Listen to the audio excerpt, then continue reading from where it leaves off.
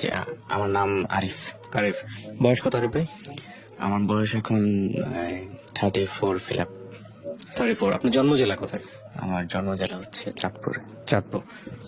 ঠিক আছে, বলেন একেবারে ছোটবেলা থেকে যেভাবে বলতে ইচ্ছে করে আপনি আমাকে গল্পটা বলেন। জি, আমার গল্পটা হচ্ছে প্রথমত আমার বাবার থেকে শুরু করি, তাহলে এটা বুঝবেন। আমার বাবা হচ্ছে 3টা বিয়ে করছে। 3টা বিয়ে। আপনার মা কত নাম্বার ছিলেন? আমার মা ছিল হচ্ছে দ্বিতীয়। আচ্ছা। তো আমার যে বড় মা ছিল উনি হচ্ছে আমার মার মানে আপন জ্যাঠাতো বোন ছিল আর কি। হুম তো হচ্ছে ওই মায়ের আবার মানে বাবা ছিল না, হুম মানে আমার ওই বড় নানা ছিল না। আর আমার নানা ছিল হচ্ছে মানে এক্স মিলিটারি পার্সন। আচ্ছা। স্বাধীনের আগে উনি রিটায়ার করছে। আমি আমার নানাকে দেখছি, আমার মনে আছে একটু হালকা হালকা। তো হচ্ছে মানে আমার মায়ের সাথে আমার বাবার বিবাহের সম্পর্কটা হচ্ছিল এভাবে যে আমার ওই মায়ের তো বড় মায়ের তো বাবা ছিল না। তো আমার যে আগের মানে প্রথম সংসারের যে আমার বাবার ভাই বোন মানে আমার বড় ভাই বোন যারা ছিল আমার বাবা সহ, ওনারা যখন মানে শ্বশুর বাড়িতে বেড়াইতে যেত, মানে আমার নানার বাড়িতে যখন বেড়াইতে যেত তখন হচ্ছে আমার নানার ঘরে আর কি বেড়াইতো। হুম তো একটা সময় ওই মা যখন বড় মা যখন মারা গেছে তখন হচ্ছে আমার নানা আর কি যে মানে একটা মায়া লাগা যায় যে এই নাতি নাতকুর এরা কি করবে, এরা কার কাছে থাকবে। তখন আর কি আমার মাকে আমার বাবার কাছে বিয়ে দেয়। ওকে। যে গল্পটা আর কি আমার নানির কাছ থেকে, আমার নানার বাড়ির সব যত নানিরা ছিল ওনাদের কাছ থেকে আর কি আমি শুনছি। তো হচ্ছে আমার মা এটাতে রাজি ছিল না, এই বিয়েতে রাজি ছিল না। কেননা আমার যে আগের ঘরের যে ভাই বোন ছিল ওখানে হচ্ছে 3 ভাই 3 বোন। 3 ভাই 3 বোনের মধ্যে বড় বোনের অলরেডি তখনই মানে বিয়ে হয়েছে, মানে সবাই বড় বড়। আর আমার মা ছিল মনে করেন অবিবাহিত একটা মেয়ে, খুবই কম বয়স ছিল। তো হচ্ছে আমি মানে যখন আমি বড় হওয়ার পর আমি শুনতে পারি যে আমার যে বড় খালা ছিল, তো ওই বড় খালা মানে গ্রামে যেটা হয় আর কি যে চিনি পোড়া দিছে, এই মানে এরকম একটু খাওয়াটা রাজি করাইছে। তো পরে বিয়ে হয়েছে। বিয়ে হওয়ার পরে তো একটা সময় আমি পৃথিবীতে আসলাম, আমার জন্ম হইলো। তো যখন আমার ঠিক 1.5 থেকে 2 বছর তখন আর কি আমার মা একটা সুইসাইড করে আর কি। একটা করে মানে উনি সুইসাইড করে? সুইসাইড করে। ঘটনাটা কি ছিল? মানে ফ্যামিলিগত কোলাহল, সাংসারিক সবকিছু মিলিয়ে আর কি আমার আপনি এটা জেনেছেন কবে, মানে কত বড় হয়ে জেনেছেন? আমি যখন বুঝতে শিখছি তখন থেকে আমি জানতাম। কি শুনেছেন, গল্পটা কি? মানে শুনতাম যে আমার যে আগের ঘরে যে ভাই বোন ছিল ওনারা খুব জ্বালাতন করতো। তারপরে এমনিতেও তো আমার মা মানে রাজি ছিল না বিয়েতে, তো তার উপরে জ্বালাতন করতো। তারপরে আমার বাবার হচ্ছে পাকিস্তান পিরিয়ডের আগের থেকেই ঢাকায় ব্যবসা ছিল, ঢাকায় যাত্রাবাড়িতে আপনার জাল্লাপাড়া এখানে মানে মুদি দোকান ছিল। মানে তখনকার দিনের মানে আমার দাদা ধরেন ওই এলাকার আধিপত্য জমিদারের মতোই ছিল। তো ওই আমার বাপের টাকা পয়সা আছে খুব, এই জন্য আর কি আমার নানা আর কি বিয়ে শাদী দিছে। তো বাড়ির মানুষ একটা সময় আর কি এরকম কিছু মানে গ্রামে যেটা হয় কেনাঘোষা করে যে আমার বাবা ঢাকা থেকে যে মানে দোকান থেকে বিভিন্ন প্রসাধনী আনে, এগুলা নাকি উনি মানে বিভিন্ন ডানবাম করে, এরকম একটা কানাঘোষা আর কি উঠছে। তো এরপরে আমার মা যখন আমার নানার বাড়িতে চলে আসে তারপর আর কি কয়েকবার মানে আবার গেছে আমার নানা বা আমার নানি, ওনারা বোঝা টোঝা দিছে। তো তারপরে মানে বাবার বাড়িতে আমার নানার বাড়িতে যখন আসতো তখন আমার নানা আরো মানে বকাবকি করতো, মানে যেটা বাঙালি যেটা হয় যে মেয়েদের স্বামীর ঘরে থেকে মানে এদিকেও উনি কোনো মন পাচ্ছিলেন না, ওদিকেও কোনো মন পাচ্ছিলেন না, যে কারণে উনি আসলে হ্যাঁ। আর তখনকার সময়ে আমার বাবা হচ্ছে আমার যে বড় বোন ওনার কথায় উঠবোস করতো। আমার বড় বোনও ভালো, মানে তখন ঘরের বড় মেয়ে হিসেবে ওনাকে খুব আদর করতো। ওনার কথায় চলতো। আইসা বাবা মনে করেন যে ঢাকা থেকে যখন যাইতো দেশের বাড়িতে, তখন মানুষে বলতো এটা ওটা বলতো, তখন বাবাও মনে করেন যে অত্যাচার টত্যাচার করতো। সবকিছু মিলে একটা সময় আর কি যখন সুইসাইড করে, তখনকার ঘটনাটা আমি যেটা শুনছি, আমার নানুরা যেটা বলছে আমার কাছে, হুম যে মানে আমার বাবা যেদিন আমার মারে আনতে গেছে, হুম তো বলছে যে অনেক জোরাজোরি করছে, পরে আর যায় নাই, বলছে ঠিক আছে আগামীকালকে যাবো। আগামীকালকে যাবো বলে ওই রাত্রেই আর কি, ধরেন রাত্রে ঘুমের মধ্যে আর কি একটা কিছু খাইছে, একটা কিছু খায় আর কি সুইসাইড করছে। পরের দিন সকালে রাত্রেই খবর হয়েছে কিছুক্ষণ পরেই। তো এক পর্যায়ে আর বাঁচানো সম্ভব হয় নাই। তখনকার দিনে তো মানে হসপিটাল এগুলা খুব উন্নত চিকিৎসা ধারে কাছেও ছিল না, একটু গ্রামের ভিতরে। হুম আর হচ্ছে আমার নানা ওই যে এক্স মিলিটারি পার্সন ছিল, ওই জন্য আর কি তখন আর মানে প্রশাসনিক কোনো সমস্যা হয় না, যেটা হয় যে হসপিটালে আনতে হয়, পুলিশ আসে, হুম এগুলো আর কি তখন হয় নাই। ওকে। তো তারপর আমার মা আপনি একমাত্র আপনার জি, মায়ের? আমার মায়ের সংসারে আমি একমাত্র। তো এরপরে আমার বাবা আর কি আরেকটা বিয়ে করে, আচ্ছা। আরেকটা বিয়ে করে। ওই ঘরে এখন আমার ছোট আরো 3 ভাই আছে। ওকে। তো আমার মা মারা যাওয়ার সাথে সাথে যেটা হয়েছে যে আমার নানি আমাকে 1 মাস পরে আমাদের বাড়ি থেকে নিয়ে আসে, আমার নানির বাড়িতে। হুম মানে আমি, আমার নানুরা সবাই বলছে যে আমি তখন ফিটার খাইতাম আর কি, ফিটার খাইতাম। মানে অ্যাকচুয়ালি আমার মায়ের চেহারা আমার মনে নাই, মানে আমি দেখি নাই যে কেমন মায়ের চেহারা। হুম তো আমার নানি আমাকে নিয়ে আসলো, যে 1 মাস পর্যন্ত আমার বাবার বাড়ির চাচিরা লালন পালন করলো, ওনারা রাখতে পারে না। পরে আমার নানি আমাকে নিয়ে আসলো, নানির কাছেই বড় হইলাম, লালন পালন করলো নানি হুম আমাকে আর কি, ফিটার খাওয়াইতো, ফিটার খাওয়ায় বড় করছে। তো যখন আমি বুঝতে শিখলাম, তখন আর কি মানুষের কাছ থেকে এগুলা শুনলাম যে আমার মা হচ্ছে সুইসাইড করে মারা গেছে। হুম মানুষ বলতো, বিভিন্ন কথা বলতো।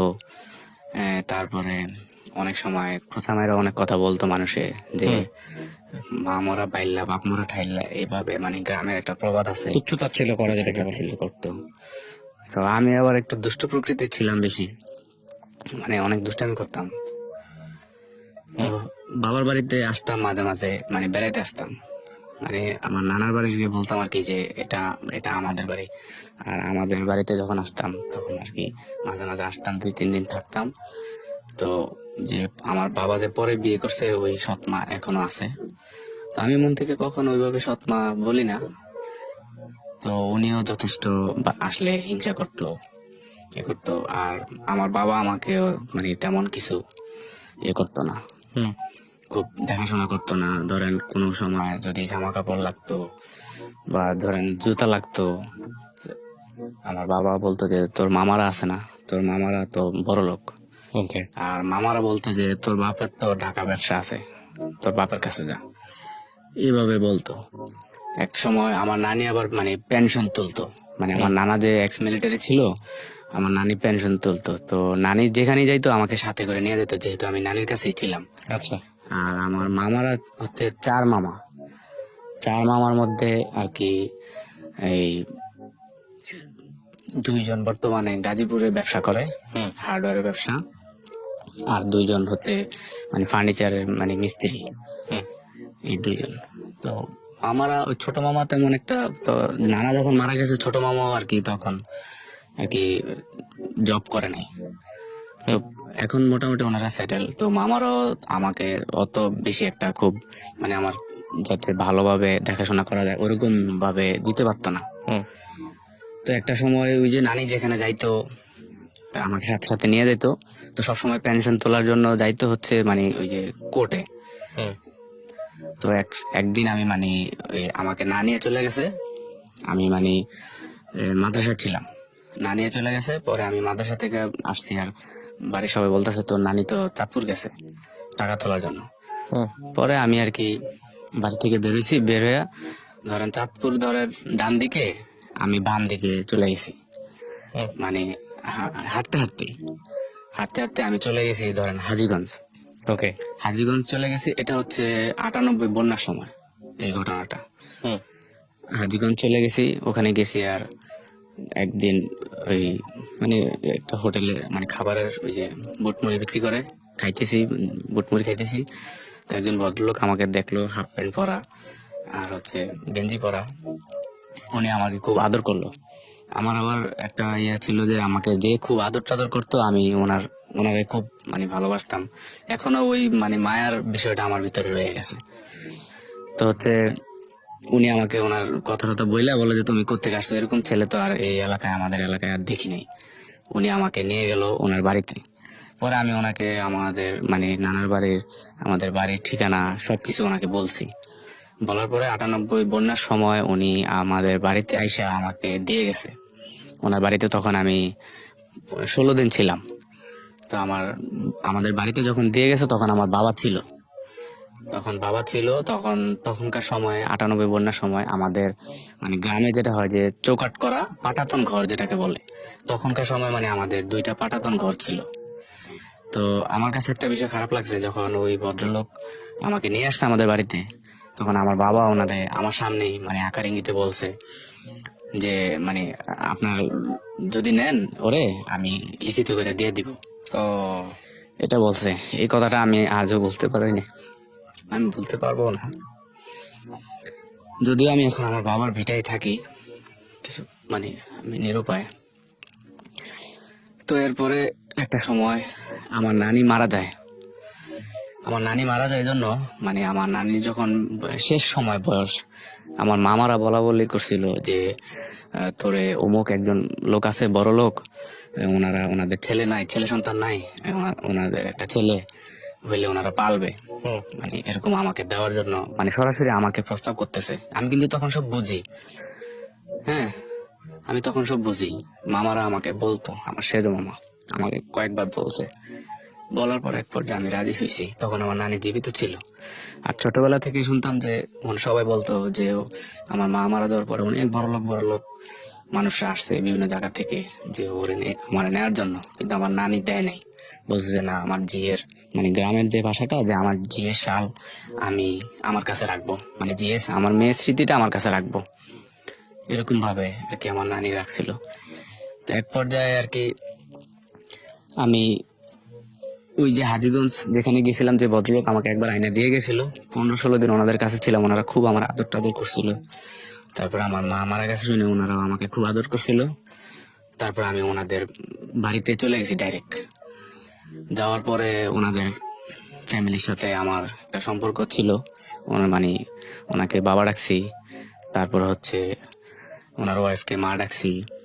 তারপরে ওনার 2টা মেয়ে ছিল, একটা ছেলে ছিল। ছেলেটা বড় ছিল আর মেয়ে 2টা মানে ছোট ছিল। ওনাদের ফ্যামিলির সাথে আমার ধরেন 12 বছরের একটা সম্পর্ক ছিল। মানে ওনাদের আদর ভালোবাসা এরকম হয়েছে যে আমি যে আমার নানার বাড়ি যে আছে, আমার বাড়ি যে আছে, আমি 12 বছরের মধ্যে মানে 2-3 বার আসছি কিনা সন্দেহ, মানে ভুলে গেছি একদম। ওনাদের মায়ায় আমি এদিকের মায়া মানে ভুলে গেছি। তো হচ্ছে আমি একটা সময় যখন ওনাদের এই ওখানে যাতায়াত করতাম, থাকতাম, তো একটা সময় ওই ওনার এলাকার মানে কিছু মানুষ বলতো ওনার নাম নিয়ে যে ও এরে এভাবে মানে ভালোবাসা এভাবে রাখে, নিশ্চয়ই এর কাছে ও মেয়েটি বিয়ে দিয়ে ওরে রাইখা দিবে, এরকম বলতো। তারপরে হচ্ছে ওনার যে শ্বশুর বাড়ি ছিল, মানে আমি নানার বাড়ি বলতাম, ওদের সাথে যাইতাম ওনার শ্বশুর বাড়িতে, নানা নানি বলতাম। তো ওনারাও বলতো যে তুমি কি তোমার এই নানা শ্বশুর বাড়িতে আসছো নাকি এমনি বেড়াইতে আসছো, মানে এরকম বিভিন্ন ইঙ্গিতে বলতো। তো বলার পরে হচ্ছে আমি একটা সময় চিন্তা করি যে উনি যদি মন থেকে এরকম কিছু চায়, তাইলে হয়তো বা ভালো হতে পারে। আমার যেহেতু গার্জিয়ান নাই, উনি তো আমার গার্জিয়ান, এরকম মানে ভাবতাম। তো হচ্ছে একটা সময় দেখলাম যে না, উনি এরকম কোনো কিছুই ভাবে নাই। তো আমি যখন মানে ইনকাম শুরু করলাম, মানে কাজ শিখলাম, আস্তে আস্তে কাজ করলাম, কম্পিউটারের কাজ শিখলাম, তারপরে ভিডিওগ্রাফির কাজ শিখলাম প্রথমে, তারপরে ভিডিও এডিটিং এর কাজ শিখলাম, তারপরে ফটোগ্রাফির কাজ শিখলাম। কাজ শেখার পরে আমি জব করা শুরু করলাম। তো হচ্ছে আমি যখন মানে জব করতে শুরু করলাম, টাকা ইনকাম করা শুরু করলাম। পড়াশোনা কত পর্যন্ত হলো? আমি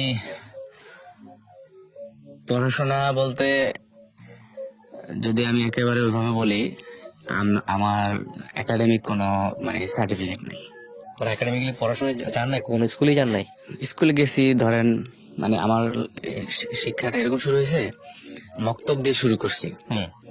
মক্তব দিয়ে শুরু করার পরে একটা সময় বাংলাদেশে শুরু হইলো যে নুরানি শিক্ষা। নুরানি শিক্ষা শুরু হইলো।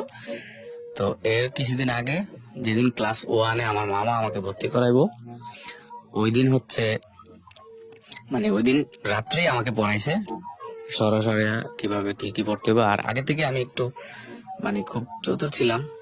তো ওই দিনই যেদিন পরীক্ষা, প্রথম সাময়িক পরীক্ষা ক্লাস 1-এর, ওই দিনই আমাকে ভর্তি করাইছে। তো পরে ক্লাস 1-এ পড়ার পরে ক্লাস 2-তে আমার রোল নং 1 ছিল। তো 2-তে ক্লাস রোল নং 1 থাকার পরে হচ্ছে যেদিন স্কুল প্রথম খুলছে ওই দিন তো বই দেয়। ওই দিন আমি কি জন্য হেলামি করে আমি জানি না যে আজকে স্কুল খোলা, আমি আর স্কুলে যাইনি। পরের দিন স্কুলে গেছি, গিয়ে দেখি যে সবাই বই দিয়ে দিছে। তো পরে সবাই বই দিছে কিন্তু আমি বই পাইনি। পরে আমাদের একজন ম্যাডাম ছিল, ওনার ছেলে বই পাইছিল। তারপরে ওনার ছেলের বইটা নিয়ে আমাকে দিছে, মানে আমাকে সবাই খুব আদর করতো। তো এরপর হয়েছে যখন ওই যে নুরানি মাদ্রাসা শুরু হইলো, তখন আমার মামা বললো যে আমাকে মানে মাদ্রাসায় পড়াবে। তারপর দিল নুরানি মাদ্রাসায়। তারপর নুরানি মাদ্রাসায় আমি মনে হয় এক বছরের 1.5 বছরের মতো পড়ছি। পড়ার পরে দেখলাম যে মানে ওখানে আবার হেফজ আছে। পরে আমি হেফজখানায় চলে গেছি। তার মানে আপনার লেখাপড়া 2-3 পর্যন্ত কোন রকম বাংলা লাইনে? বাংলা লাইনে 2-3 পর্যন্ত প্রথমে। ওকে। তো আপনি প্রথম চাকরির ব্যাপারে বলছিলেন, আপনি প্রথম চাকরিটা কোথায় হলো? প্রথম চাকরিটা হয়েছে আমি ঢাকাতে। আমার লেখাপড়ার বিষয়টা আমি তাহলে আরেকটু বলতে চাই। যখন দেখলাম যে আমি হেফজখানায় ভর্তি হয়েছি, আবার নুরানির অর্ধেক পড়ার পরে হেফজখানায় আমি ধরেন 2টা জায়গায় আমি 4 পারা মুখস্থ করছি, 5 পারা ধরছি। এরপর আমি দেখলাম যে না, আমার লেখাপড়াটা হইতেছে না। মানে এরপর আমি নিজে নিজে উদ্যোগ নিলাম যে না, আমি এই স্কুলে আবার ভর্তি হবো, নিজের টাকা দিয়া, নিজে কিছু টাকা জোগায়া স্কুলে ভর্তি হবো। তারপর আমার যে গাজীপুর আমার যে মামা থাকে, উনি বললো যে না, ওনার বাসায় আমাকে নিয়ে যাওয়ার জন্য, ওখানে থেকে আমাকে লেখাপড়া করাইবো। আমি এখানে স্কুলে সবার সাথে কথা বলছি যে আমি আবার ভর্তি হবো, আমি পড়বো। পরে আমার মামা কি করলো, আমাকে ওই কাপাসে নিয়ে গেল। ওখানে নিয়ে কি করলো, আমাকে ওই যে আলিয়া মাদ্রাসায় ভর্তি করাই দিল। মানে ওনারা বলতেছে যে স্কুলে ভর্তি করালে তো এখন স্কুল ড্রেস কিনা লাগবে, স্কুল ড্রেস বানাইতে হবে, তারপরে হচ্ছে বই কিনা লাগবে। তারপর ওনারা কি করলো, আমাকে আলিয়া মাদ্রাসায় ভর্তি করে দিল। বললো তোর তো পাঞ্জাবি আছে, পাঞ্জাবি টুপি এগুলো আছে, আর আলিয়া মাদ্রাসা থেকে বই দিবে, তাহলে মাদ্রাসায় পড়ে। আবার মাদ্রাসায় দিয়ে দিল। দেওয়ার পরে এখানে ক্লাস 3-তে আমি কয়দিন মানে ক্লাস করলাম 1 মাসের মতো। 1 মাসের মতো ক্লাস করার পরে দেখলাম যে এগুলো আমার কাছে খুব সহজ লাগে। পরে আমি ক্লাস 5-এর ক্লাসে বসলাম। ক্লাস 5-এর ক্লাসে বসে আমি ক্লাস 5-এ পড়লাম। ঠিক প্রথম সাময়িক পরীক্ষাটা যখন আসলো, তখন আমাকে পরীক্ষার ফিস দেয় না। তখন হচ্ছে আমি ওই দিন আর কি ওখান থেকে আমি মানে পালাইছি। আমার ওই মামার বাসা থেকে আমি পালাইছি। মামার বাসা থেকে যখন পালাচ্ছেন তখন আপনার বয়স কত? মামার বাসা থেকে যখন পালাইছি তখন বয়স আনুমানিক এই 12 এরকম হবে আর কি। তখন আপনি কোনো কিছু কাজ টাজ করেন না? না, তখনও কোনো কাজ করিনি, পালাইছেন? পালাইছি। পালানোর পরে আর কি যখন এই যে এক জায়গায় আসছি, আসার পরে এক জায়গায় ছিলাম অনেকদিন। থাকার পরে ওনার এক ভাইরা আমাকে দেখে বললো যে ছেলেটা তো খুব ভালো, ওরে আমার কাছে দিয়ে দেন, ওরে আমি এই কম্পিউটারের কাজ শিখাম। তো এটা বলার পরে যখন আমি শুনছি যে ঢাকা নিয়ে যাবো, কম্পিউটারের কাজ শিখাবো, তো কম্পিউটার কাজ শেখানোর কথা শোনার পর আমার একটু খুব আগ্রহ জাগছে যে এবার বোধহয় আমার জন্য কিছু একটা হবে, এবার আমার জন্য কিছু হবে। তো আমাকে ওই যে আমাকে ঢাকা নেওয়ার জন্য বলছে, ওনার শালা আর কি আমাকে বুঝাইলো যে তোমার তার এরকম ভাবে পেঁচাইতে হবে, হাতে তার রাখতে হবে। তখন আমি ভাবছি কি ডেকোরেটরের কোনো কাজ টাজ হবে। তারপর আমি ঢাকা আসছি, আইসা দেখি যে ওনারা হচ্ছে ওয়েডিং এর ভিডিওগ্রাফির কাজ করে। এটা হচ্ছে যাত্রাবাড়িতে ওয়েডিং এর ভিডিওগ্রাফির কাজ করে, আর হচ্ছে ওয়েডিং এর এই এডিটিং এর কাজ করে। তো আমি আইসা আর কি এখানে আর কি কাজগুলা শিখলাম। আর এর ফাঁকে হচ্ছে ওই যে হাজীগঞ্জে যাদের সাথে যে আমার 12 বছর সম্পর্ক ছিল, ওনাদের সাথে ওই সম্পর্কটা আমার আমার কিন্তু বজায় আছে ওনাদের কাছে, মানে আমি বাড়িতে গেলে ওই আমি মনে করি যে ওইটাই আমার বাড়ি। তো এক পর্যায়ে আমি আস্তে আস্তে ক্যামেরার কাজ শিখলাম, ফটোগ্রাফির কাজ শিখলাম, তারপরে এডিটিং এর এগুলো কাজ। কি পার্সন টু পার্সন শিখেছেন নাকি কোন প্রতিষ্ঠানে শিখলেন? এই একটা প্রতিষ্ঠানে, মানে আমি ধরেন ঝাড়ুদার থেকে আমি আমি ঢুকছি অ্যাসিস্ট্যান্ট হিসাবে, ওনাদের কাছে আয়না খাওয়াইতাম, তারপরে অফিস অ্যাসিস্ট্যান্ট হিসেবে ঢুকছি আর কি। তো তারপরে হচ্ছে এগুলা শিখলাম। এক পর্যায়ে আমার চাকরি হইলো চাটখিলে। চাটখিলে চাকরি হলো, আমার বেতন হচ্ছে 3,000 টাকা, নোয়াখালী চাটখিল। তো ওখানে হচ্ছে খোকন ভিডিও নাম। জি। তো উনি খুব ভালো ছিল, আমাকে খুব ইয়ে করতো, আদর করতো। তো হচ্ছে ওই হাজীগঞ্জে যাদের সাথে আমার খুব সম্পর্ক ছিল, ওনারা এক সময় বললো যে আমাকে, একবার বললো যে আমার আমি যে টাকাগুলো ইনকাম করতেছি ওনাদের কাছে জমা দিতেছি, মানে আমি মন থেকে ধরে নিয়েছি ওনারাই তো আমার মা, ওনারাই তো আমার বাবা, ওনারাই আমার ভবিষ্যৎ করবে। তো আমি টাকা ইনকাম করে ওনাদের কাছে দিছি। ওনারা একবার বলতেছে আমাকে জায়গা, আমার নামে জায়গা রেখা দিবে, মানে একটা জায়গা কিনে দিলে আমি ভবিষ্যতে বাড়ি টাড়ি করতে পারবো। তারপরে আরেকবার বলছিল আমাকে বিদেশ পাঠাবে। আচ্ছা। তো যখন বিদেশ পাঠাবে বলছে, তখন আমার ওই যাকে আমি মা ডাকতাম উনি আর কি বললো যে এই ছেলের বিদেশ পাঠাইলে ও কি আমাদেরকে দেখবে। তো এই কথাটা আর কি আবার আমার কানে আসছে। তো এরকম ভাবে ওনাদের ফ্যামিলিতে আস্তে আস্তে আর কি ওই যাকে আমি মা ডাকছি ওনাদের বাসায়, উনি আর কি ওই যাকে বাবা ডাকছি ওনার সাথে একটু আমাকে নিয়ে ধরেন একটু হিংসার মতোই এরকম মাঝে মাঝে ইয়ে করে। পরে আমি নিজে নিজে ওখান থেকে আর কি একটা সময় সরে আসছি। তো ওখান থেকে একটা সময় সরে আসার আগে আমি নিজে ব্যবসা দিছি। হচ্ছে এই হাজীগঞ্জ বাজারে নিজে ব্যবসা দিছি। এই ভিডিও এডিটিং এর ব্যবসা দিছি, মানে যখন চাটখিলে আমি চাকরি করি, চাকরি ছাড়ার পরে হাজীগঞ্জ বাজারে ভিডিও এডিটিং এর ব্যবসা দিছি। এর ফাঁকে কিন্তু আমার নানি মারা গেছে। আমার নানি আমার নানি আমাকে লালন পালন করতো। যখন মামাদের এখান থেকে চলে আসলাম, এর বছর দুয়েক পরে আমার নানি মারা গেছে। তো আমার নানি মারা যাওয়ার পরে আর কি আমি তো একেবারেই ছন্ন ছাড়া, মানে আগে তো আমার একজন মানুষ ছিল, মানে মায়া লাগার মতো একজন মানুষ ছিল। তো এখন হচ্ছে আমার নানি মারা গেছে, আর নানার বাড়িতে একদম যাওয়াই অফ করে দিছি। ওকে। তো সেই জন্য আর কি হাজীগঞ্জে ওনাদের বাড়িতে আমার সম্পর্কটা ছিল। তো এক পর্যায়ে হাজীগঞ্জে ওনাদের সাথেও যখন আস্তে আস্তে আমার সম্পর্কটা ইয়ে হয়ে গেছে, সম্পর্কটা ওনাদের সাথে ব্রেকআপ হয়েছে। মূল কারণটা হচ্ছে ওনাদের সাথে যখন আমি চাকরি করে যখন আমি টাকা জমাইছি, তখন ওনারা বলছিল যে আমার ভবিষ্যৎ করে দিবে, আমার মানে বিদেশ পাঠাবে। তো বিদেশেও পাঠায় নাই, ভবিষ্যতেও কিছু করে নাই। তো তখন মানে এটা হচ্ছে 2007-এর আগে, 2006-এর শেষে। তো ওনারা হচ্ছে আর কি, মানে আমি টাকা ওনাদের কাছে দিছি, ওনারা রাখছে, মানে এটা আর কোনো ইয়া নাই, হিসাব নাই। আর আমিও তো যখন দিছি তখন তো আমি ফ্যামিলির মনে করেই দিছি, এ করছি। তো এক পর্যায়ে যখন আমি ব্যবসা শুরু করছি। কিসের ব্যবসা? ব্যবসাটা হচ্ছে ধরেন এই যে যারা ভিডিওগ্রাফি করে বিভিন্ন ওয়েডিং এ, ওই এডিটিংটা আর কি আমার কাছ থেকে করাইতো। আমি এডিটিং, মানে একটা কম্পিউটার নিয়ে একটা এডিটিং প্যানেল শুরু করছি। তারপরে হচ্ছে পাশাপাশি নিজে ভিডিও কাজ এগুলা নিজেও করতাম। আস্তে আস্তে শুরু করছি আর কি নিজে থেকে। তো এক পর্যায়ে ওখানে ব্যবসা কয়েক বছর, 2-3 বছর করার পরে ওই যে ফ্যামিলির সাথে আমার সম্পর্ক ছিল, ওনাদের সাথে যখন সম্পর্কটা আমার বিচ্ছিন্ন হয়ে গেল, তখন আমি ভাবলাম যে না, এখানে থাকলে আমি ওনাদের মায়ায় ভুলতে পারতেছি না। আমি ওনাদের মায়া এখনো বলতে পারি না, মানে ওনাদের সাথে এত বছর একটা রিলেশন। তো ওখান থেকে আমি নিজের ইচ্ছাতেই আর কি সরে আসছি। এর ফাঁকে আমি ব্যবসা ছেড়ে দিছি হচ্ছে ওখান থেকে ওনাদের ফ্যামিলির সাথে যখন সম্পর্কটা আমার ছিন্ন হয়ে গেল, ওই এলাকা থেকে মানে ব্যবসাটা ক্লোজ করে দিছি। ক্লোজ করে দেওয়ার পরে মাঝখানে এটা 2013-তে তখন আমি ঢাকায় আসি, যেখানে কাজ শিখছি ওখানে ওনাদের সাথে আমার যোগাযোগ ছিল। তারপরে আইসা আমি একটা, মানে প্রথমে একটা ওরা স্যাটেলাইটে আসে নাই, একটা টেলিভিশনে আমি জব করি। আচ্ছা, আপনার বর্তমান বেসরকারি টেলিভিশন চ্যানেল। হ্যাঁ, কি হিসেবে জব করেন ওখানে? তখন ওখানে আমি ভিডিও এডিটর হিসেবে একটা জব নিছি। ওকে। কত টাকা স্যালারি আসছে আপনি? এখন আপনি ইনকাম করেন কত? স্যালারি বাদ দেন, মানে সব মিলিয়ে এডিট টেডিট করে সমস্ত কিছু মিলিয়ে। এখন শুধু আমি ওই জব থেকেই মানে 20,000 টাকা স্যালারি পাই।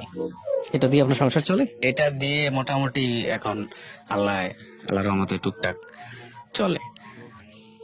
তো হচ্ছে মানে 2012-13 দিকে যখন ঢাকা আসি, যখন একটা টেলিভিশনে জব নেই, তখন ওখানে ওই জবটাতে আমি প্রথম 3 মাস হচ্ছে প্রতারিত হই। আচ্ছা।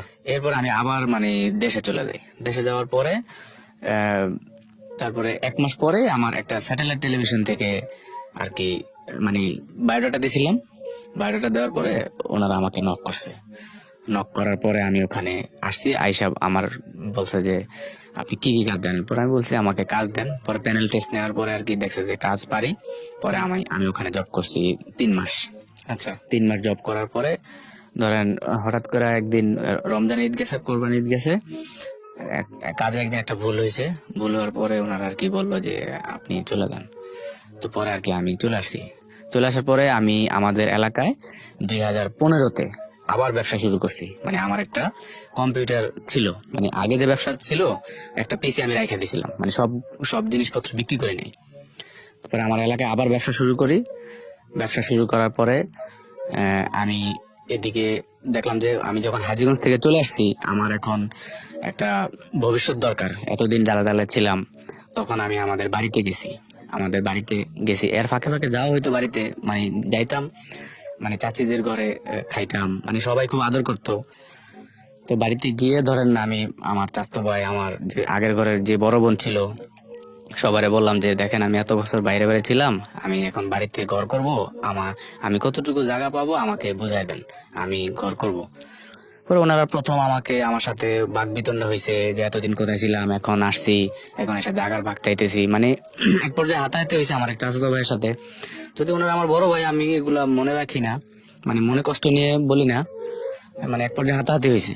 তো পরে আমাকে ওই এমনিতে রাফ একটা মাপ বুঝাই দিছে। পরে আমি ওখানে আর কি মানে ঘর তুলছি, মানে ফাউন্ডেশন, 2 তলা ফাউন্ডেশন নিয়ে কাজ ধরছি। তো পরে ওই কাজ ধরার সময় এক সময় ধরেন তখন আমার ব্যবসা চলমান আমাদের এলাকায়। এক সময় যখন আমার টাকা শর্ট পড়ে, তখন আমার মামাদের সাথে আমি যোগাযোগ করি। মামাদের সাথে মাঝে মাঝে যোগাযোগ হইতো। তো যোগাযোগ করার পরে মামারা বললো যে আমি যে ওয়ারিশ পাবো, 8.5% জায়গা ওয়ারিশ পাবো। তো ওনারা আমাকে বললো যে এই 8.5% জায়গার দাম হইলো মানে মাত্র 60,000 টাকা। তো আমি পর্যায়ক্রমে সব মামারই বলছি যে দেখেন, আমার তো আপনারা ভবিষ্যৎ করে দেওয়ার কথা, নিয়ম অনুযায়ী আমি আপনাদের কাছে বড় হয়েছি, তো আপনারা আমার ভবিষ্যৎ তো করে দেন নাই, নিজে নিজে আমি যতটুকু পারছি করছি। তো আমাকে আপনারা ঠগায়েন না। আমি মানে আমার মায়ের ওয়ারিশ যেটা পাবো, আমাকে যদি ন্যায্য পাওনাটা দেন, আমি ধরেন একটা ভবিষ্যতে একটা কিছু করতে পারবো। তো ওনারা আমাকে এভাবে বললে প্রথমে আমাকে 1 লাখ টাকা দিছে। 1 লাখ টাকা দিয়ে বলছে যে যখন রেজিস্ট্রি করবো তখন রেজিস্ট্রি দিয়ে দিবি, এখন হইলো জায়গার দাম 60,000 টাকা, তুই 1 লাখ টাকা নিয়ে যা। তো আমি প্রথমে টাকা ধার চাইছিলাম, মানে ধার দিবে না, আমাকে হচ্ছে 1 লাখ টাকা দিবে জায়গার বিনিময়। তো পরে আমি টাকা আইনা কাজ ধরছি। কাজ ধরার পরে মানে আমার টাকা শর্ট পড়ছিল। প্রথম আমি 1 লাখ টাকা দিয়ে শুরু করছি, যে আমি বুঝছি যে এখন আমার একটা ঘর করা দরকার, থাকার জন্য আমার মাথার উপর একটা ছাদ দরকার। তো এক পর্যায়ে ওই মামারা আমাকে ওই জায়গাটা পরে 2,25,000 টাকা দিছে। মানে একটু মামাদের ওই ছোট মামার সাথে কথা কাটাকাটি হয়েছে আর কি, যে ছোট মামা আমার জায়গাটা রেজিস্ট্রি করে নিছে। তো পরে আমি বাড়ির কাজ টাজ কমপ্লিট করছি। এরপরে দেখলাম যে না, আমার তো মানে বিয়ে শাদী করা দরকার।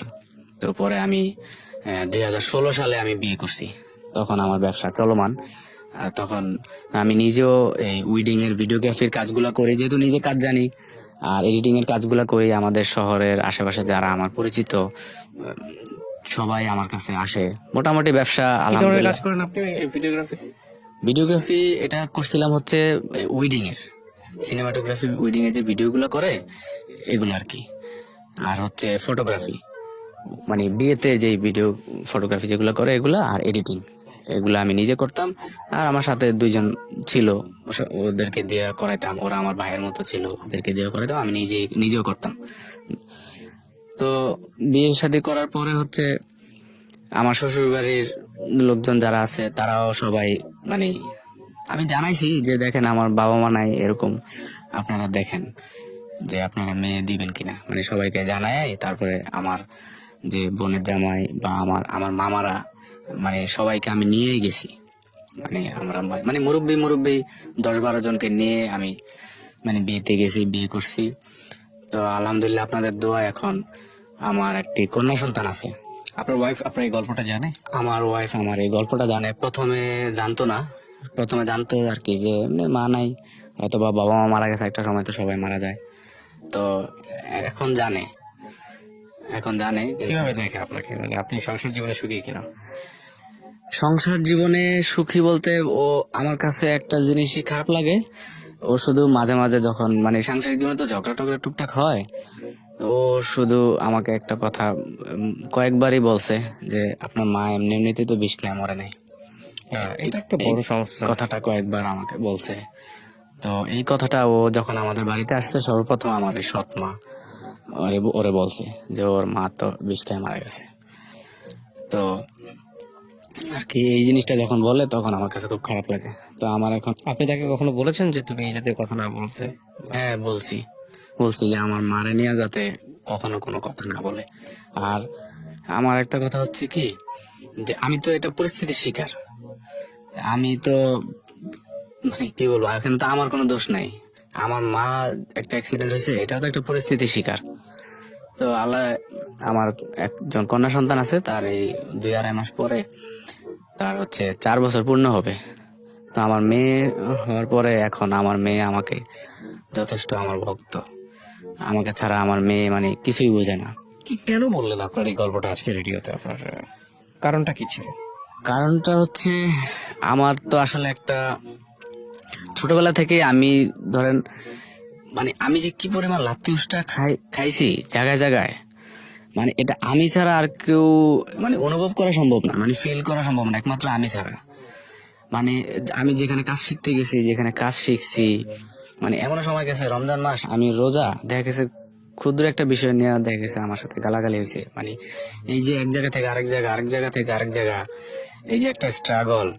তারপর বিশেষ করে সবচেয়ে বেশি বিষয়টা আমার খারাপ লাগছে যে আমার মানুষের সিম্পেথি নিয়ে বড় হইতে হয়েছে। মানে মানুষ সবসময় আমাকে খুব করুণার সাথে দেখছে যে আরে ওর মা নাই, আরে ওর মা নাই, মানে এই বিষয়টা আমার কাছে।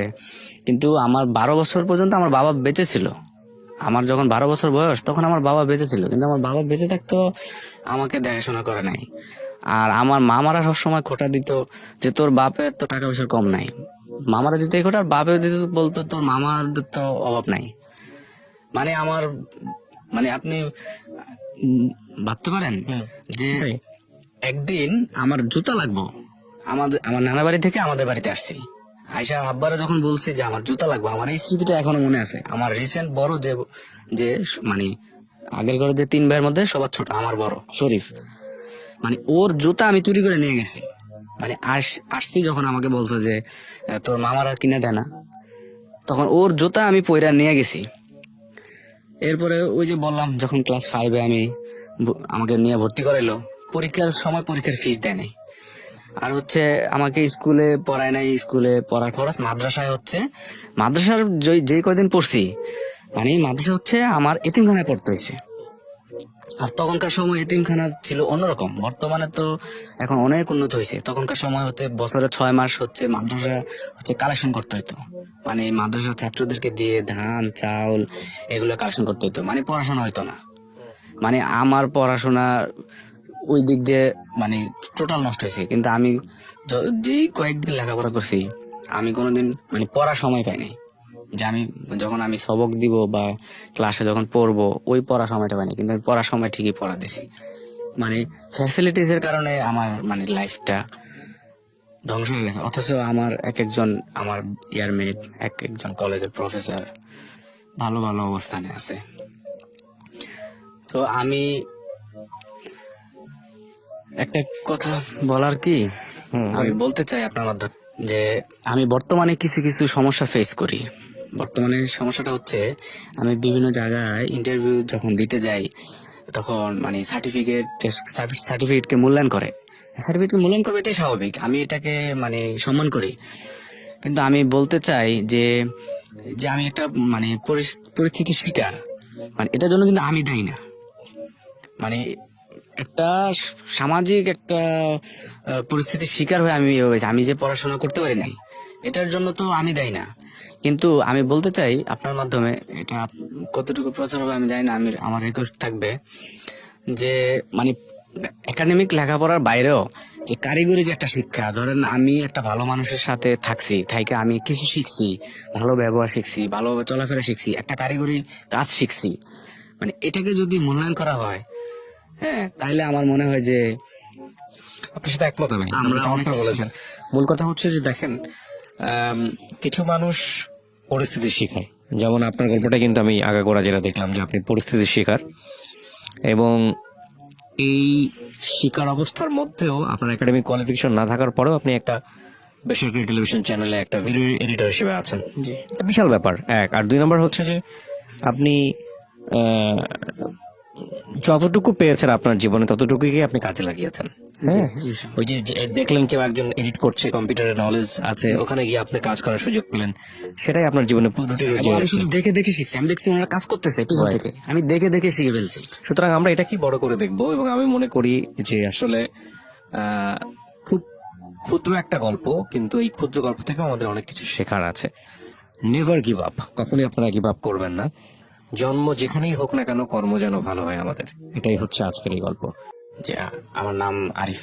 আরিফ, বয়স কত আরিফ ভাই? আমার বয়স এখন 34 ফিল আপ। 34। আপনার জন্ম জেলা কোথায়? আমার জন্ম জেলা হচ্ছে চাঁদপুরে। চাঁদপুর। ঠিক আছে, বলেন একেবারে ছোটবেলা থেকে যেভাবে বলতে ইচ্ছে করে আপনি আমাকে গল্পটা বলেন। জি, আমার গল্পটা হচ্ছে প্রথমত আমার বাবার থেকে শুরু করি, তাহলে এটা বুঝবেন। আমার বাবা হচ্ছে 3টা বিয়ে করছে। 3টা বিয়ে। আপনার মা কত নাম্বার ছিলেন? আমার মা ছিল হচ্ছে দ্বিতীয়।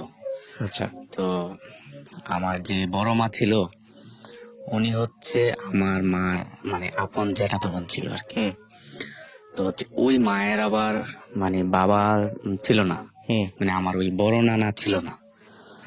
আর আমার নানা ছিল হচ্ছে মানে এক্স মিলিটারি পার্সন। আচ্ছা। স্বাধীনের আগে উনি রিটায়ার করছে। আমি আমার নানাকে দেখছি, আমার মনে আছে একটু হালকা হালকা।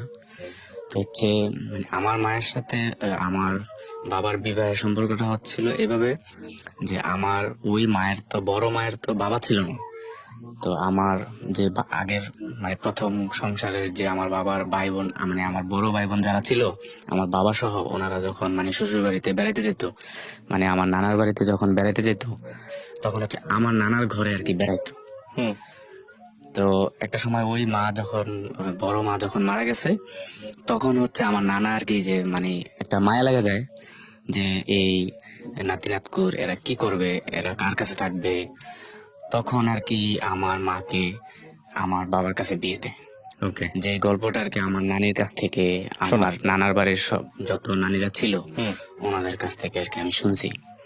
তো হচ্ছে আমার মা এটাতে রাজি ছিল না, এই বিয়েতে রাজি ছিল না, কেননা আমার যে আগের ঘরের যে ভাই বোন ছিল, ওখানে হচ্ছে 3 ভাই 3 বোন। 3 ভাই 3 বোনের মধ্যে বড় বোনের অলরেডি তখনই মানে বিয়ে হয়েছে, মানে সবাই বড় বড়। আর আমার মা ছিল মনে করেন অবিবাহিত একটা মেয়ে, খুবই কম বয়স ছিল। তো হচ্ছে আমি মানে যখন আমি বড় হওয়ার পর আমি শুনতে পারি যে আমার যে বড় খালা ছিল, তো ওই বড় খালা মানে গ্রামে যেটা হয় আর কি যে চিনি পোড়া দিছে, এই মানে এরকম একটু খাওয়াটা রাজি করাইছে। তো পরে বিয়ে হয়েছে, বিয়ে হওয়ার পরে তো একটা সময় আমি পৃথিবীতে আসলাম, আমার জন্ম হলো। তো যখন আমার ঠিক 1.5 থেকে 2 বছর, তখন আর কি আমার মা একটা সুইসাইড করে আর কি। একটা করে মানে উনি সুইসাইড করে? সুইসাইড করে। ঘটনাটা কি ছিল? মানে ফ্যামিলিগত কোলাহল, সাংসারিক সবকিছু মিলিয়ে আর কি আমার আপনি এটা জেনেছেন কবে, মানে কত বড় হয়ে জেনেছেন? আমি যখন বুঝতে শিখছি তখন থেকে আমি জানতাম। কি শুনেছেন, গল্পটা কি? মানে শুনতাম যে আমার যে আগের ঘরে যে ভাই বোন ছিল ওনারা খুব জ্বালাতন করতো। তারপরে এমনিতেও তো আমার মা মানে রাজি ছিল না বিয়েতে, তো তার উপরে জ্বালাতন করতো। তারপরে আমার বাবার হচ্ছে পাকিস্তান পিরিয়ডের আগের থেকেই ঢাকায় ব্যবসা ছিল, ঢাকায় যাত্রাবাড়িতে আপনার জাল্লাপাড়া, এখানে মানে মুদি দোকান ছিল, মানে তখনকার দিনের মানে আমার দাদা ধরেন ওই এলাকার আধিপত্য জমিদারের মতোই ছিল। তো ওই আমার বাপের টাকা পয়সা আছে খুব, এই জন্য আর কি আমার নানা আর কি বিয়ে শাদী দিছে। তো বাড়ির মানুষ একটা সময় আর কি এরকম কিছু মানে গ্রামে যেটা হয় কেনাঘোষা করে যে আমার বাবার টাকা থেকে যে মানে দোকান থেকে বিভিন্ন প্রসাধনী আনে, এগুলা নাকি উনি মানে বিভিন্ন ডানবাম করে, এরকম একটা কানাঘোষা আর কি উঠছে। তো এরপরে আমার মা যখন আমার নানার বাড়িতে চলে আসে, তারপর আর কি কয়েকবার মানে আবার গেছে আমার নানা বা আমার নানি, ওনারা বোঝা টোঝা দিছে। তো তারপরে মানে বাবার বাড়িতে আমার নানার বাড়িতে যখন আসতো তখন আমার নানা আরো মানে বকাবকি করতো, মানে যেটা বাঙালি যেটা হয় যে মেয়েদের স্বামীর ঘরে থেকে মানে এদিকেও উনি কোনো মন পাচ্ছিলেন না, ওদিকেও কোনো মন পাচ্ছিলেন না, যে কারণে উনি আসলে হ্যাঁ। আর তখনকার সময়ে আমার বাবা হচ্ছে আমার যে বড় বোন, ওনার কথায় উদ্বোস করতো।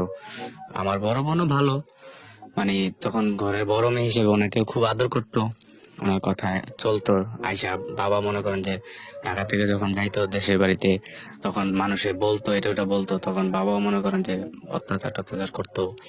সবকিছু মিলে একটা সময় আর কি যখন সুইসাইড করে, তখনকার ঘটনাটা আমি যেটা শুনছি, আমার নানুরা যেটা বলছে আমার কাছে, যে মানে আমার বাবা যেদিন আমার মারে আনতে গেছে, তো বলছে যে অনেক জোরাজোরি করছে, পরে আর যায় নাই, বলছে ঠিক আছে আগামীকালকে যাবো বলে ওই রাত্রে আর কি ধরেন রাত্রে ঘুমের মধ্যে আর কি একটা কিছু খাইছে, একটা কিছু খায় আর কি সুইসাইড করছে। পরের দিন সকালে রাত্রেই খবর হয়েছে কিছুক্ষণ পরে। তো এক পর্যায়ে আর বাঁচানো সম্ভব হয় নাই। তখনকার দিনে তো মানে হসপিটাল এগুলা খুব উন্নত চিকিৎসা ধারে কাছেও ছিল না, একটু গ্রামের ভিতরে। আর হচ্ছে আমার নানা ওই যে এক্স মিলিটারি পার্সন ছিল, ওই জন্য আর কি তখন আর মানে প্রশাসনিক কোনো সমস্যা হয় না, যেটা হয় যে হসপিটালে আনতে হয়, পুলিশ আসে, এগুলো আর কি তখন হয় নাই। ওকে। তো তারপর আমার মা একমাত্র আপনার জি, আমার মায়ের সংসারে আমি একমাত্র। তো এরপরে আমার বাবা আর কি আরেকটা বিয়ে করে। আচ্ছা। আরেকটা বিয়ে করে, ওই ঘরে এখন আমার ছোট আরো 3 ভাই আছে। ওকে। তো আমার মা মারা যাওয়ার সাথে সাথে যেটা হয়েছে যে আমার নানি আমাকে 1 মাস পরে আমাদের বাড়ি থেকে নিয়ে আসে, আমার নানির বাড়িতে। মানে আমার নানুরা সবাই বলছে যে আমি তখন ফিটার খাইতাম আর কি, ফিটার খাইতাম। মানে অ্যাকচুয়ালি আমার মায়ের চেহারা আমার মনে নাই, মানে আমি দেখি নাই যে কেমন মায়ের চেহারা। তো আমার নানি আমাকে নিয়ে আসলো, যে 1 মাস পর্যন্ত আমার বাবার বাড়ির চাচিরা লালন পালন করলো, ওনারা রাখতে পারে না। পরে আমার নানি আমাকে নিয়ে আসলো, নানির কাছেই বড় হইলাম, লালন পালন করলো নানি আমাকে আর কি, ফিটার খাওয়াইতো, ফিটার খাওয়ায় বড় করছে। তো যখন আমি বুঝতে শিখলাম, তখন আর কি মানুষের কাছ থেকে এগুলা শুনলাম যে আমার মা হচ্ছে সুইসাইড করে মারা গেছে। মানুষ বলতো, বিভিন্ন কথা বলতো। তারপরে অনেক সময় খোঁচা মায়েরা অনেক কথা বলতো মানুষে, যে মা মরা বাইল্লা বাপ মরা ঠাইল্লা, এইভাবে মানে গ্রামের একটা প্রবাদ আছে, তুচ্ছতাচ্ছিল্য করা যেটাকে বলে। ছিল করতো। তো আমি আবার একটু দুষ্ট প্রকৃতির ছিলাম বেশি, মানে অনেক দুষ্টামি করতাম। তো বাবার বাড়িতে আসতাম মাঝে মাঝে, মানে বেড়াইতে আসতাম, মানে আমার নানার বাড়ি গিয়ে বলতাম আর কি যে এটা এটা আমাদের বাড়ি। আর আমাদের বাড়িতে যখন আসতাম তখন আর কি মাঝে মাঝে আসতাম, 2-3 দিন থাকতাম। তো যে আমার বাবা যে পরে বিয়ে করছে, ওই সৎমা এখনো আছে। তো আমি মন থেকে কখনো ওইভাবে সৎমা বলি না। তো উনিও যথেষ্ট আসলে হিংসা করতো, এ করতো। আর আমার বাবা আমাকেও মানে তেমন কিছু করতো না, খুব দেখাশোনা করতো না। ধরেন কোনো সময় যদি জামা কাপড় লাগতো বা ধরেন জুতা লাগতো, আমার বাবা বলতো যে তোর মামারা আছে না, তোর মামারা তো বড় লোক। ওকে। আর মামারা বলতো যে তোর বাপের তো ঢাকা ব্যবসা আছে, তোর বাপের কাছে যা, এইভাবে বলতো। প্রিয় শ্রোতা, আমরা এই জায়গাটায় ছোট্ট একটা বিরতি নেব এবং বিরতির পর আবারও ফিরে আসবো জীবন গল্পে। যাওয়ার আগে আপনাদেরকে বলতে চাই, ঢাকা এফএম এর আরো একটি ইউটিউব চ্যানেল, যেখানে আপনারা জীবন গল্প এগুলো দেখতে পারবেন। আমাদের এই চ্যানেলটি আপনারা সাবস্ক্রাইব করুন। আমাদের চ্যানেলটির ঠিকানা হচ্ছে www.youtube.com/iloveDhakaFM, ILOVE love DHAKAFM। চ্যানেলটিতে গিয়ে আপনারা সাবস্ক্রাইব করুন। আমার এই অনুষ্ঠানগুলোতে যদি আপনি অংশগ্রহণ করতে চান আমাদেরকে ফোন করবেন। আমাদের ফোন নাম্বারটি হচ্ছে 09611904904। আমি আবারও বলছি 09611904904। ওকে, ছোট্ট একটা বিরতি। জীবন গল্প, জীবন গল্প, জীবন নাটকের চেয়েও নাটকীয়।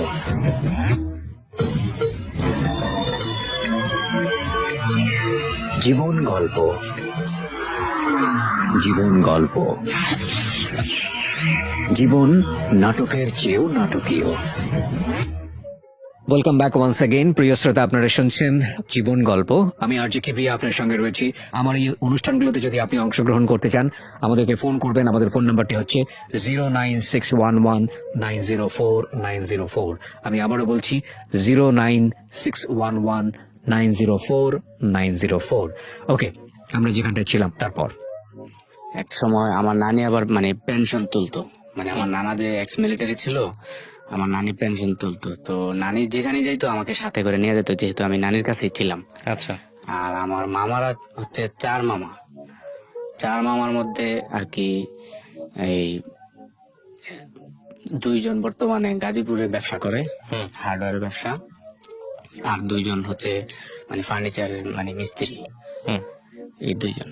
তো মামারা, ছোট মামা তেমন একটা, তো নানা যখন মারা গেছে ছোট মামাও আর কি তখন আর কি জব করে নাই। তো এখন মোটামুটি ওনারা সেটেল। তো মামারও আমাকে অত বেশি একটা খুব মানে আমার যাতে ভালোভাবে দেখাশোনা করা যায় ওরকম ভাবে দিতে পারতো না। তো একটা সময় ওই যে নানি যেখানে যাইতো আমাকে সাথে সাথে নিয়ে যেত। তো সবসময় পেনশন তোলার জন্য যাইতো হচ্ছে মানে ওই যে কোর্টে। তো একদিন আমি মানে ওই আমাকে না নিয়ে চলে গেছে, আমি মানে মাদ্রাসায় ছিলাম, না নিয়ে চলে গেছে। পরে আমি মাদ্রাসা থেকে আসছি, আর বাড়ির সবাই বলতেছে তোর নানি তো চাঁদপুর গেছে টাকা তোলার জন্য। পরে আমি আর কি বাড়ি থেকে বেরোইছি, বের হয়ে ধরেন চাঁদপুর ধরেন ডান দিকে, আমি বাম দিকে চলে গেছি। মানে হাঁটতে হাঁটতে হাঁটতে হাঁটতে আমি চলে গেছি ধরেন হাজীগঞ্জ। ওকে, হাজীগঞ্জ চলে গেছি। এটা হচ্ছে 98 বন্যার সময় এই ঘটনাটা। হাজীগঞ্জ চলে গেছি, ওখানে গেছি। আর একদিন ওই মানে একটা হোটেলে মানে খাবারের যে বুটমুড়ি বিক্রি করে খাইতেছি, বুটমুড়ি খাইতেছি। তো একজন ভদ্রলোক আমাকে দেখলো, হাফ প্যান্ট পরা আর হচ্ছে গেঞ্জি পরা। উনি আমাকে খুব আদর করলো। আমার আবার একটা ইয়ে ছিল যে আমাকে যে খুব আদর টাদর করতো, আমি ওনারে খুব মানে ভালোবাসতাম। এখনো ওই মানে মায়ার বিষয়টা আমার ভিতরে রয়ে গেছে। তো হচ্ছে উনি আমাকে ওনার কথা বলে যে তুমি কোথেকে আসছো, এরকম ছেলে তো আর এই এলাকায় আমাদের এলাকায় আর দেখি নাই। উনি আমাকে নিয়ে গেল ওনার বাড়িতে। পরে আমি ওনাকে আমাদের মানে নানার বাড়ির, আমাদের বাড়ির ঠিকানা সবকিছু ওনাকে বলছি। বলার পরে 98 বন্যার সময় উনি আমাদের বাড়িতে আইসা আমাকে দিয়ে গেছে ওনার বাড়িতে। তখন আমি 16 দিন ছিলাম। তো আমাদের বাড়িতে যখন দিয়ে গেছে তখন আমার বাবা ছিল। তখনকার সময় 98 বন্যার সময় আমাদের মানে গ্রামে যেটা হয় যে চৌকাট করা পাটাতন ঘর যেটাকে বলে, তখনকার সময় মানে আমাদের 2টা পাটাতন ঘর ছিল। তো আমার কাছে একটা বিষয় খারাপ লাগছে, যখন ওই ভদ্রলোক আমাকে নিয়ে আসছে আমাদের বাড়িতে, তখন আমার বাবা ওনারে আমার সামনেই মানে আকার ইঙ্গিতে বলছে যে মানে আপনার যদি নেন ওরে আমি লিখিত করে দিয়ে দিব। এটা বলছে। এই কথাটা আমি আজও বলতে পারিনি, আমি বলতে পারবো না। যদিও আমি এখন আমার বাবার ভিটায় থাকি, মানে আমি নিরুপায়। তো এরপরে একটা সময় আমার নানি মারা যায়। জন্য মানে আমার নানির যখন শেষ সময় বয়স, আমার মামারা বলা বলি করছিল যে তোরে অমুক একজন লোক আছে, বড় লোক, ওনাদের ছেলে সন্তান নাই, ওনাদের একটা ছেলে হইলে ওনারা পালবে, মানে এরকম আমাকে দেওয়ার জন্য মানে সরাসরি আমাকে প্রস্তাব করতেছে। আমি কিন্তু তখন সব বুঝি, হ্যাঁ আমি তখন সব বুঝি। মামারা আমাকে বলতো, আমার সেজ মামা আমাকে কয়েকবার বলছে। বলার পর এক পর্যায়ে আমি রাজি হয়েছি। তখন আমার নানি জীবিত ছিল। আর ছোটবেলা থেকে শুনতাম যে সবাই বলতো যে আমার মা মারা যাওয়ার পরে অনেক বড় লোক মানুষরা আসছে বিভিন্ন জায়গা থেকে যে ওরে আমার নেওয়ার জন্য, কিন্তু আমার নানি দেয় নাই। বলছে যে না, আমার জিয়ের মানে গ্রামের যে ভাষাটা, যে আমার জিয়ের শাল আমি আমার কাছে রাখবো, মানে জিয়ের আমার মেয়ের স্মৃতিটা আমার কাছে রাখবো, এরকম ভাবে আর কি আমার নানি রাখছিল। তো এক পর্যায়ে আর কি আমি ওই যে হাজীগঞ্জ যেখানে গেছিলাম, যে ভদ্রলোক আমাকে একবার আয়না দিয়ে গেছিল, 15-16 দিন ওনাদের কাছে ছিলাম, ওনারা খুব আমার আদর টাদর করছিল। তারপর আমার মা মারা গেছে শুনে ওনারাও আমাকে খুব আদর করছিল। তারপর আমি ওনাদের বাড়িতে চলে গেছি ডাইরেক্ট। যাওয়ার পরে ওনাদের ফ্যামিলির সাথে আমার একটা সম্পর্ক ছিল, ওনার মানে ওনাকে বাবা ডাকছি, তারপর হচ্ছে ওনার ওয়াইফকে মা ডাকছি। তারপরে ওনার দুইটা মেয়ে ছিল, একটা ছেলে ছিল, ছেলেটা বড় ছিল আর মেয়ে দুইটা মানে ছোট ছিল। ওনাদের ফ্যামিলির সাথে আমি আমার ধরেন 12 বছরের একটা সম্পর্ক ছিল। মানে ওনাদের আদর ভালোবাসায় এরকম হয়েছে যে আমি যে আমার নানার বাড়ি যে আছে, আমার বাড়ি যে আছে, আমি 12 বছরের মধ্যে মানে 2-3 বার আসছি কিনা সন্দেহ, মানে ভুলে গেছি একদম। ওনাদের মায়ায় আমি এদিকের মায়া মানে ভুলে গেছি। তো হচ্ছে আমি একটা সময় যখন ওনাদের এই ওখানে যাতায়াত করতাম, থাকতাম, তো একটা সময় ওই ওনার এলাকার মানে কিছু মানুষ বলতো ওনার নাম নিয়ে যে ও এরে এভাবে মানে ভালোবাসা এভাবে রাখে, নিশ্চয়ই এর কাছে ও মেয়েটে বিয়ে দিবে, বিয়ে দিয়ে ওরে রাইখা দিবে, এরকম বলতো। তারপরে হচ্ছে ওনার যে শ্বশুর বাড়ি ছিল, মানে আমি নানার বাড়ি বলতাম, ওদের সাথে যাইতাম ওনার শ্বশুর বাড়িতে, নানা নানি বলতাম। তো ওনারাও বলতো যে তুমি কি তোমার এই নানা শ্বশুর বাড়িতে আসছো নাকি এমনি বেড়াইতে আসছো, মানে এরকম বিভিন্ন ইঙ্গিতে বলতো। তো বলার পরে হচ্ছে আমি একটা সময় চিন্তা করি যে উনি যদি মন থেকে এরকম কিছু চায়, তাইলে হয়তো বা ভালো হইতে পারে। আমার যেহেতু গার্জিয়ান নাই, উনি তো আমার গার্জিয়ান, এরকম মানে ভাবতাম। তো হচ্ছে একটা সময় দেখলাম যে না, উনি এরকম কোনো কিছুই ভাবে নাই। তো আমি যখন মানে ইনকাম শুরু করলাম, মানে কাজ শিখলাম, আস্তে আস্তে কাজ করলাম, কম্পিউটারের কাজ শিখলাম, তারপরে ভিডিওগ্রাফির কাজ শিখলাম প্রথমে, তারপরে ভিডিও এডিটিং এর কাজ শিখলাম, তারপরে ফটোগ্রাফির কাজ শিখলাম। কাজ শেখার পরে আমি জব করা শুরু করলাম। তো হচ্ছে আমি যখন মানে জব করতে শুরু করলাম, টাকা ইনকাম করা শুরু করলাম। পড়াশোনা কতদূর পর্যন্ত করো? আমি পড়াশোনা বলতে যদি আমি একেবারে ওইভাবে বলি, আমার একাডেমিক কোনো মানে সার্টিফিকেট নেই। মানে একাডেমিক্যালি পড়াশোনায় যান নাই, কোন স্কুলে যান নাই? স্কুলে গেছি, ধরেন মানে আমার শিক্ষাটা এরকম শুরু হয়েছে, মক্তব দিয়ে শুরু করছি। মক্তব দিয়ে শুরু করার পরে একটা সময় বাংলাদেশে শুরু হইলো যে নুরানি শিক্ষা, নুরানি শিক্ষা শুরু হইলো। তো এর কিছুদিন আগে যেদিন ক্লাস 1-এ আমার মামা আমাকে ভর্তি করাইবো, ওই দিন হচ্ছে মানে ওই দিন রাত্রে আমাকে পড়াইছে সরাসরি কিভাবে কি কি পড়তে হবে। আর আগে থেকে আমি একটু মানে খুব চতুর ছিলাম। তো ওই দিনই যেদিন পরীক্ষা, প্রথম সাময়িক পরীক্ষা ক্লাস 1-এর, ওই দিনই আমাকে ভর্তি করাইছে। তো পরে ক্লাস 1-এ পড়ার পরে ক্লাস 2-তে আমার রোল নং 1 ছিল। তো 2-তে ক্লাস রোল নং 1 থাকার পরে হচ্ছে যেদিন স্কুল প্রথম খুলছে ওই দিন তো বই দেয়। ওই দিন আমি এই জন্য হেলামি করে আমি জানি না যে আজকে স্কুল খোলা, আমি আর স্কুলে যাইনি। পরের দিন স্কুলে গেছি, গিয়ে দেখি যে সবাই বই দিয়ে দিছে। তো পরে সবাই বই দিছে কিন্তু আমি বই পাইনি। পরে আমাদের একজন ম্যাডাম ছিল, ওনার ছেলে বই পাইছিল। তারপরে ওনার ছেলের বইটা নিয়ে আমাকে দিছে, মানে আমাকে সবাই খুব আদর করতো। তো এরপর হয়েছে যখন ওই যে নুরানি মাদ্রাসা শুরু হইলো, তখন আমার মামা বললো যে আমাকে মানে মাদ্রাসায় পড়াবে। তারপর দিল নুরানি মাদ্রাসায়। তারপর নুরানি মাদ্রাসায় আমি মনে হয় এক বছরের 1.5 বছরের মতো পড়ছি। পড়ার পরে দেখলাম যে মানে ওখানে আবার হেফজ আছে। পরে আমি হেফজখানে চলে গেছি। তার মানে আপনার লেখাপড়া 2-3 পর্যন্ত কোনো রকম বাংলা লাইনে? বাংলা লাইনে 2-3 পর্যন্ত প্রথমে। ওকে। তো আপনি প্রথম চাকরির ব্যাপারে বলছিলেন, আপনি প্রথম চাকরিটা কোথায় হলো? প্রথম চাকরিটা হয়েছে আমি ঢাকাতে। আমার লেখাপড়ার বিষয়টা আমি তাহলে আরেকটু বলতে চাই। যখন দেখলাম যে আমি হেফজখানায় ভর্তি হয়েছি, আবার নুরানির অর্ধেক পড়ার পরে হেফজখানায় আমি ধরেন 2টা জায়গায় আমি 4 পারা থেকে 4 পারা মুখস্থ করছি, 5 পারা ধরছি। এরপর আমি দেখলাম যে না, আমার লেখাপড়াও হইতেছে না, মানে এরপর আমি নিজে নিজে উদ্যোগ নিলাম যে না, আমি এই স্কুলে আবার ভর্তি হবো, নিজের টাকা দিয়া, নিজে কিছু টাকা জোগায়া স্কুলে ভর্তি হবো। তারপর আমার যে গাজীপুর আমার যে মামা থাকে, উনি বললো যে না, ওনার ওনার বাসায় আমাকে নিয়ে যাওয়ার জন্য, ওখানে থেকে আমাকে লেখাপড়া করাইবো। আমি এখানে স্কুলে সবার সাথে কথা বলছি যে আমি আবার ভর্তি হবো, আমি পড়বো। পরে আমার মামা কি করলো, আমাকে ওই কাপাসে নিয়ে গেল। ওখানে নিয়ে কি করলো, আমাকে ওই যে আলিয়া মাদ্রাসায় ভর্তি করাই দিল। মানে ওনারা বলতেছে যে স্কুলে ভর্তি করালে তো এখন স্কুল ড্রেস কিনা লাগবে, স্কুল ড্রেস বানাইতে হবে, তারপরে হচ্ছে বই কিনা লাগবে। তারপর ওনারা কি করলো, আমাকে আলিয়া মাদ্রাসায় ভর্তি করে দিল। বললো তোর তো পাঞ্জাবি আছে, পাঞ্জাবি টুপি এগুলো আছে, আর আলিয়া মাদ্রাসা থেকে বই দিবে, তাহলে মাদ্রাসায় পড়। আবার মাদ্রাসায় দিয়ে দিল। দেওয়ার পরে এখানে ক্লাস 3-তে আমি কয়দিন মানে ক্লাস করলাম, 1 মাসের মতো। 1 মাসের মতো ক্লাস করার পরে দেখলাম যে এগুলো আমার কাছে খুব সহজ লাগে। পরে আমি ক্লাস 5-এর ক্লাসে বসলাম। ক্লাস 5-এর ক্লাসে বসে আমি ক্লাস 5-এ পড়লাম। ঠিক প্রথম সাময়িক পরীক্ষাটা যখন আসলো, তখন আমাকে পরীক্ষার ফিস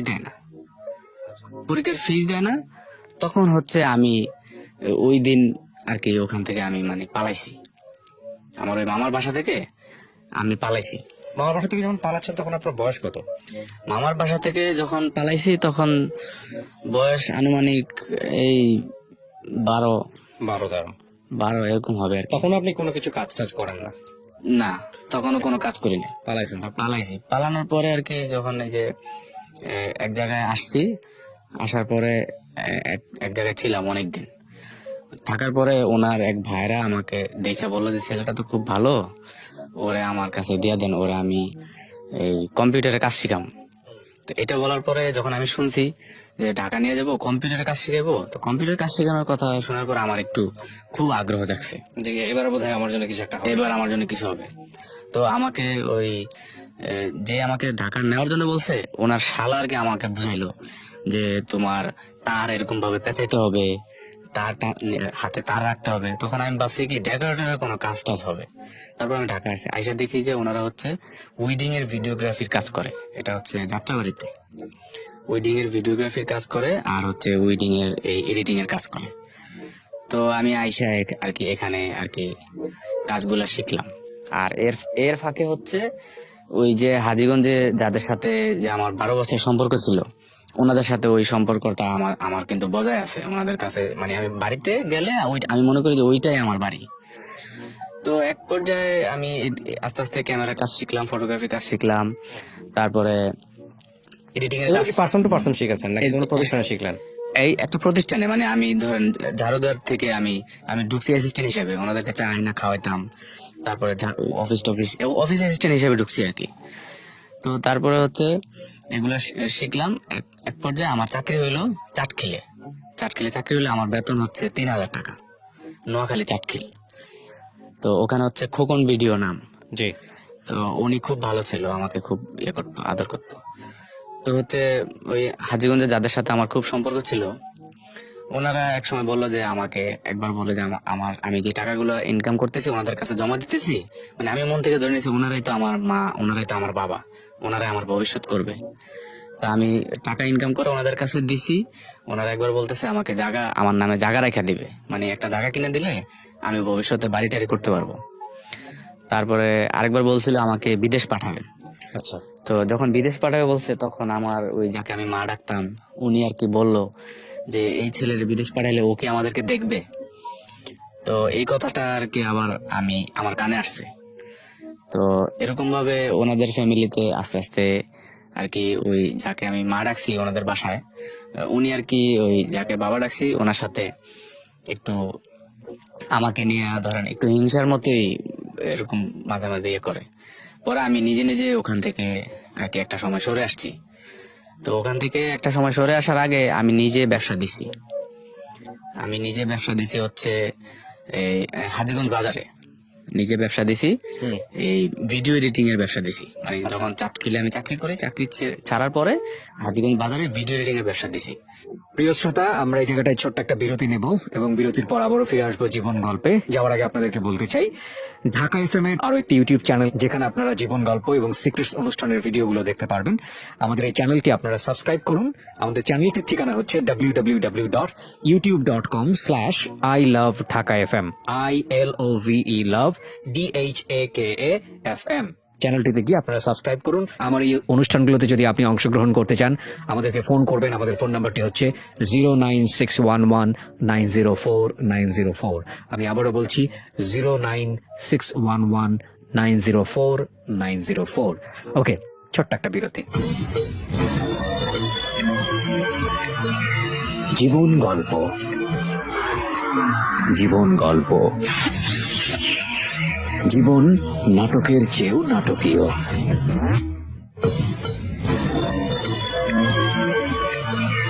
জীবন